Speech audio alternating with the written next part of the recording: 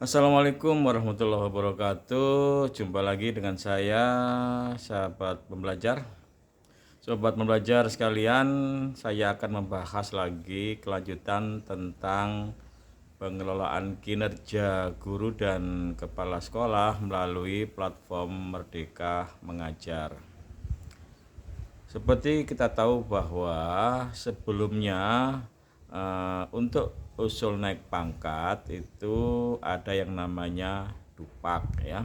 Nah, di dalam dupak ini salah satu unsur yang dinilai itu adalah PKB. Nah, sekarang tidak ada lagi istilah PKB, tetapi di dalam fitur PKG yang melalui PMM itu ada istilah yang namanya pengembangan kompetensi atau PK. Nah, untuk lebih gampangnya saya singkat saja ya, PKB dan PK ya. Sementara PKG itu sudah tidak berlaku dan yang berlaku adalah PK.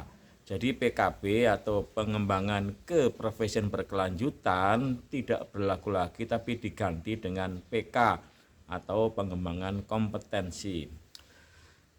Penggantian istilah ini tidak sama kedudukannya, diganti istilah dan juga memang konsepnya juga berbeda. Nah, perbedaannya inilah nanti yang akan saya bahas.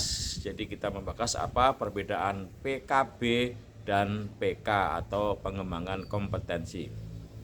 Ada dua hal yang kita tinjau ya. Pertama adalah tentang kontennya, yang kedua tentang fungsinya ya. Pertama kontennya dulu ya. Nah, konten dari PKB itu ada 3 ya. Pertama adalah pengembangan profesi, yang kedua adalah publikasi ilmiah, yang ketiga adalah karya inovasi. Nah, kalau di PK itu bukan 3 macam tadi. Di sana ada 18 item jenis-jenis PK. Di antaranya adalah pelatihan, di antaranya lagi adalah berbagi praktek baik, membuat perangkat ajar yang di-share di PMM dan lain sebagainya ya. Ada 18 item. Nah, jadi dari segi konten itu berbeda ya. Kalau PKB itu ada 3 jenis, kalau PK ada 8 jenis.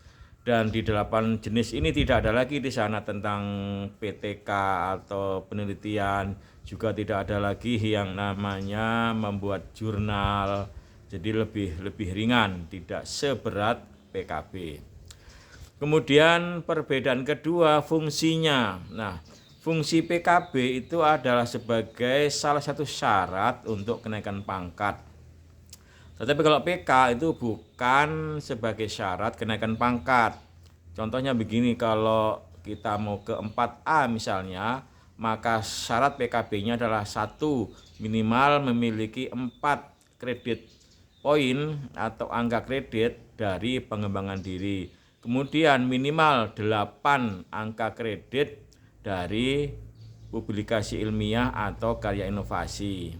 Kemudian yang ketiga, minimal ada 1 laporan penelitian, misalnya penelitian tindakan kelas. Salah satu saja dari syarat itu tidak terpenuhi, maka tidak bisa naik ke 4A. Misalkan angka kredit dari pengembangan diri cuma 2 misalkan, padahal disyaratkan 4, maka otomatis tidak bisa naik pangkat. Nah, sekarang kalau PK atau pengembangan kompetensi itu tidak menjadi syarat kenaikan pangkat. Jadi walaupun aturannya kan per semester itu minimal mengumpulkan 32 poin, andaikan guru itu tidak mencapai 32 poin, maka tetap saja bisa naik pangkat asal syarat-syarat terpenuhi. Itu ya perbedaan yang kedua. Oke, walaupun sekarang PK itu tidak menjadi syarat kenaikan pangkat ya, tetapi PK itu bisa mempengaruhi predikat kinerja gitu ya. Kalau misalkan ada guru yang rajin melakukan PK, misalkan dia bisa melebihi yang disyaratkan kan 32 poin, misalkan bisa 40, bisa 35, itu bisa jadi nanti kepala sekolah memberikan predikat kinerja itu sangat baik. Kalau misalkan bisa jadi juga guru-guru yang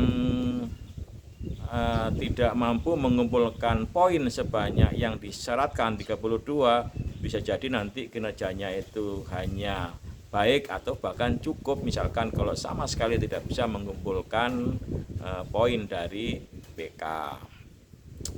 Jadi walaupun tidak sebagai syarat dengan pangkat, tetapi ini bisa dipertimbangkan untuk memberikan predikat kinerja sangat baik. Nanti kalau sangat baik maka otomatis angka kreditnya itu dikalikan 150% dari nilai koefisien. Jadi inilah perbedaan dari PKB yang sudah tidak berlaku lagi karena Dupak sudah tidak ada. Perbedaan PKB dan PK. Mudah-mudahan bermanfaat. Saya akhiri. Wassalamualaikum warahmatullahi wabarakatuh.